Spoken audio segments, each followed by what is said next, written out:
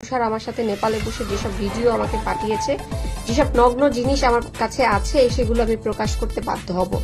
তুষারের উদ্দেশ্যে আমি বলতে চাই এবং এনসিপি যারা আমাকে নিয়ে নোংরা খেলায় মেতে উঠেছে তাদের উদ্দেশ্যে আমি বলতে চাই, আপনারা যদি এই মিথ্যা প্রচারণা থেকে বিরত না থাকেন তাহলে আমি বাধ্য হব তুষার আমার সাথে নেপালে বসে যেসব ভিডিও আমাকে পাঠিয়েছে, যেসব নগ্ন জিনিস আমার কাছে আছে সেগুলো আমি প্রকাশ করতে বাধ্য হব। তখন কোথায় গিয়ে আপনারা প্রিটেন্ড করবেন আমি কিন্তু জানি না। আমি ওয়ার্ন করছি, আমি জনসম্মুখে চাই তুষার যেন আমাকে সরি বলে। এই যে আমি যা কিছু প্রকাশ করতেছি সেগুলো কিন্তু বানোয়াট কিছু না।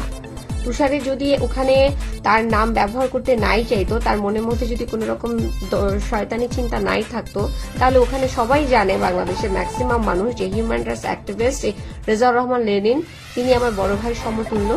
আমি তাকে সমস্ত কিছু শেয়ার করে, এবং আমার এই বিপদে শুধু ডিবির লোক না, এনসিপির লোক না, লেনিন ভাই সেদিন উপস্থিত ছিলেন। তাহলে আমার গার্ডিয়ান হিসাবে যদি গার্ডিয়ানের নামই হয় তাহলে লেনিন ভাইয়ের নামটা কেন দিল না? সেখানে সাদিয়া উপস্থিত ছিল, সাদিয়া নারী নেত্রী এনসিপি, তার নাম কেন দেওয়া হলো না?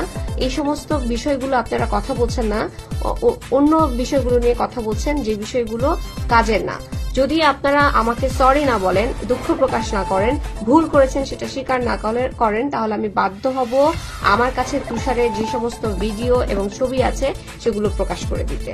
Thank you so much.